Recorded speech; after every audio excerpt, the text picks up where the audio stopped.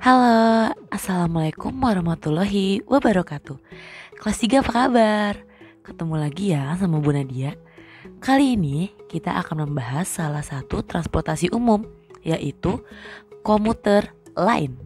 Apa sih komuter lain itu? Yuk kita cari tahu. Mengenal komuter lain.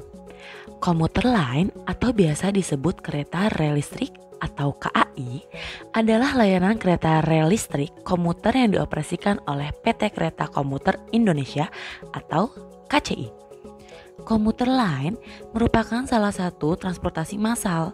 Artinya, angkutan ini merupakan angkutan umum yang dapat mengangkut banyak penumpang sekaligus.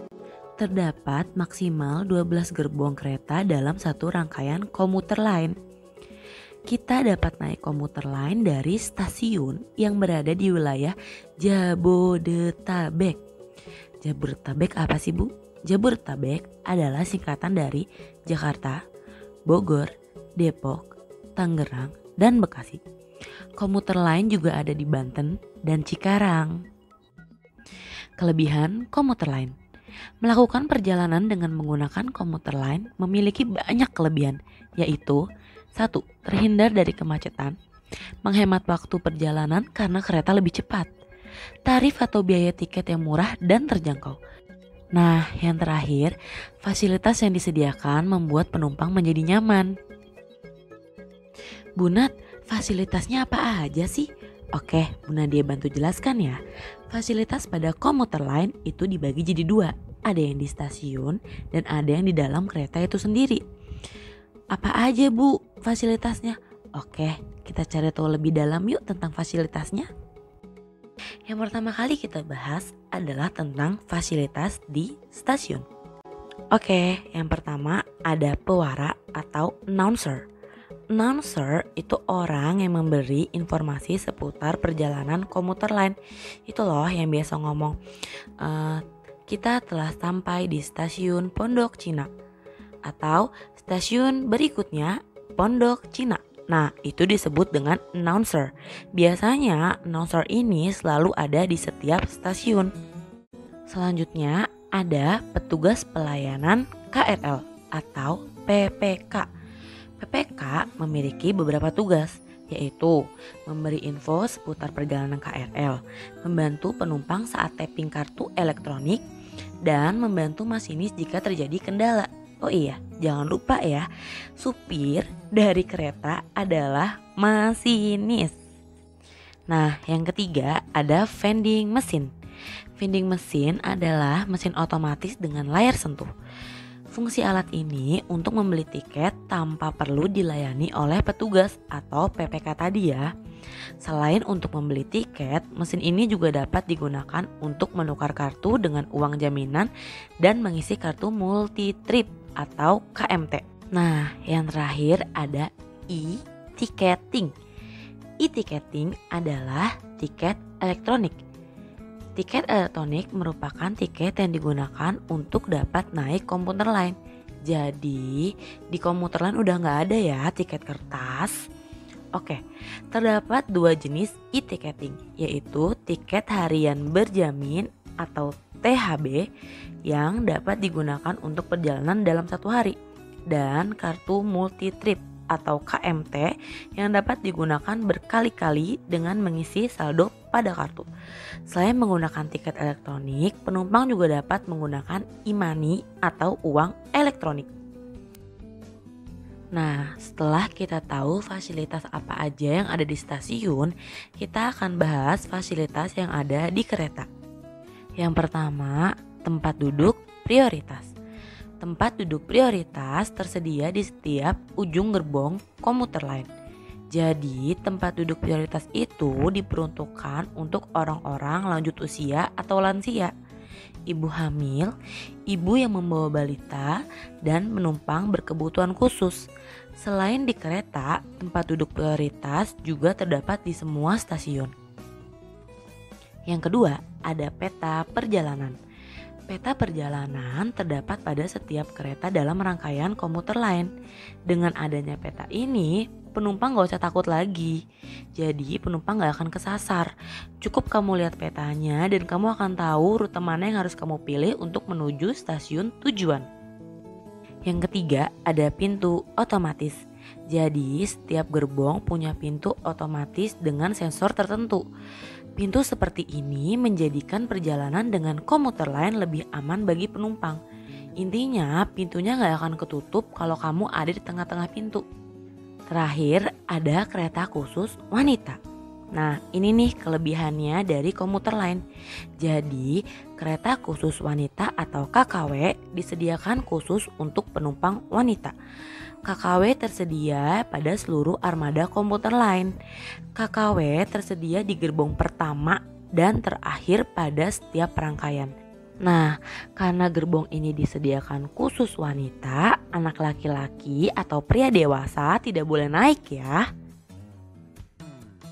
Selanjutnya, kita akan cari tahu tata cara menaiki komuter lain. 1. Kamu cari tahu dulu rute komuter lain untuk mencapai stasiun tujuan kamu. Yang kedua, siapkan tiket komuter lain. Jadi tiket komuter lain ada 3 ya. Tadi udah sedikit Bu Nadia bahas. Yang pertama ada tiket harian berjamin atau THB. Bu, THB itu apa sih? Jadi THB itu tiket sekali pakai atau sekali perjalanan. Itu juga bisa dibeli untuk pulang pergi. THB dapat dibeli di vending mesin yang tadi menggunakan uang kertas. Selanjutnya ada kartu multi trip atau KMT. KMT berisi saldo uang. KMT digunakan untuk beberapa kali perjalanan sesuai saldo yang masih ada dalam KMT. Jika saldo KMT habis, kita dapat menambah saldo di mesin pengisian saldo di stasiun. Bu Nadia juga pakai KMT, jadi kemana-mana kita nggak repot.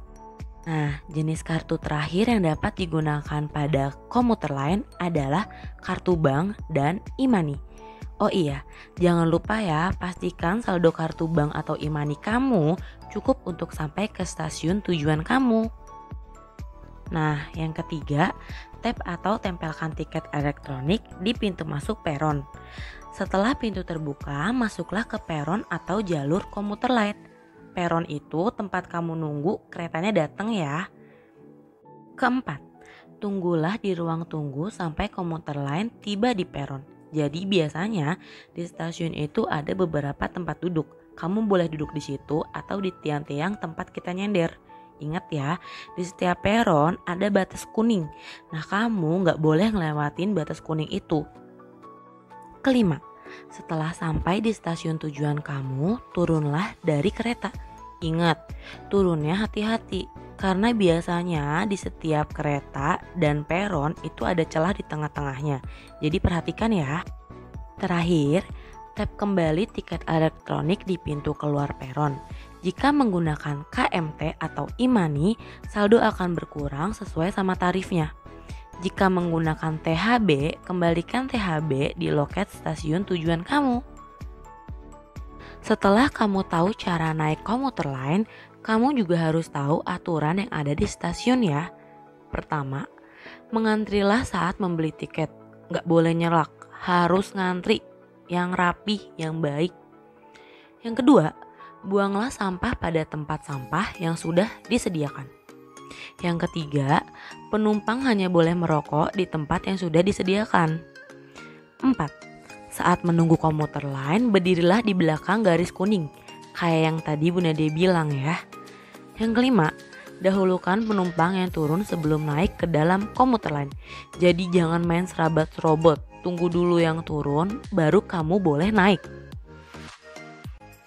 Setelah kita paham tentang aturan yang ada di stasiun, kita juga harus tahu apa aja sih yang dilarang di dalam kereta. Oke, Bu Nadia akan jelaskan satu-satu. Yang pertama, dilarang duduk di lantai dan menggunakan kursi lipat. Itu nggak boleh. Yang kedua, dilarang membuang sampah sembarangan. Kalau kamu mau buang sampah, tunggu sampai turun ke stasiun, terus buang di tong sampah. Yang ketiga, dilarang berjualan. Keempat, dilarang membawa hewan. Nggak boleh. Selanjutnya, kamu juga dilarang makan dan minum. Bu, kenapa?